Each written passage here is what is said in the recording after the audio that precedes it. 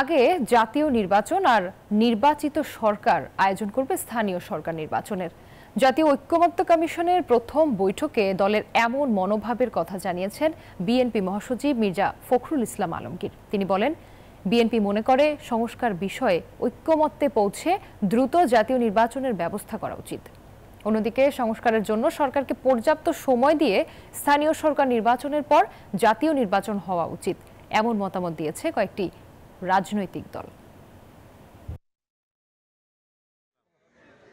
সংস্কারের প্রশ্নে সনদ তৈরি করার লক্ষ্য নিয়ে বসা ঐক্যমত্য কমিশনের প্রথম বৈঠকে মতের ভিন্নতার কথা জানা গেল রাজনৈতিক দলগুলোর থেকে। শনিবার বিকেলে ফরেন সার্ভিস একাডেমিতে হওয়া বৈঠকে সংস্কার এবং নির্বাচন নিয়ে বেশ কয়েকটি রাজনৈতিক দল তাদের দলীয় অবস্থান তুলে ধরে কমিশনের সামনে। প্রধান রাজনৈতিক দল বিএনপি এবং কয়েকটি সমমনা দল ন্যূনতম সংস্কারের পরেই জাতীয় নির্বাচনের দাবি জানিয়েছে। তারা মনে করে বিস্তারিত সংস্কার করবে নির্বাচিত সরকার। আমরা আশা করব যে খুব দ্রুত এই সংস্কারের যে ন্যূনতম ঐক্যমত তৈরি হবে সেটার উপর ভিত্তি করে অতি দ্রুত জাতীয় নির্বাচন অনুষ্ঠিত হবে।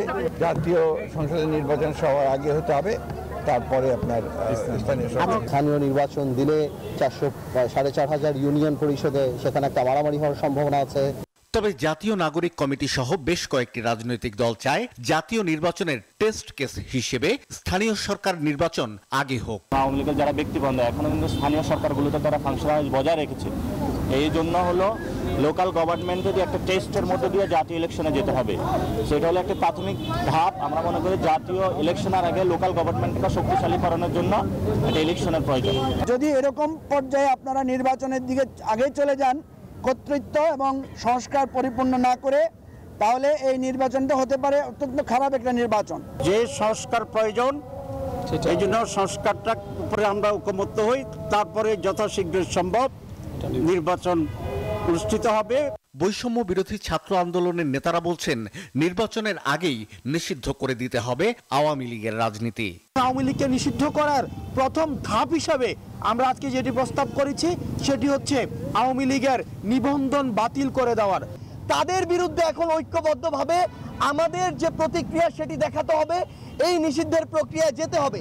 বৈঠক শেষে কমিশনের সহসভাপতি অধ্যাপক আলী রিয়াদ জানান, শিগগিরই সংস্কার কমিশনের রিপোর্টগুলো নিয়ে রাজনৈতিক দলগুলোর সঙ্গে বৈঠকে বসবে ঐক্যমত্য কমিশন। এই কমিশনেরই মেয়াদ দেওয়া হচ্ছে 6 মাস। সেই ক্ষেত্রে আমাদের লক্ষ্য হচ্ছে, কমিশনের পক্ষ থেকে লক্ষ্য হচ্ছে যত দ্রুত সম্ভব আমরা ঐক্যমত্যে পৌঁছতে চাই।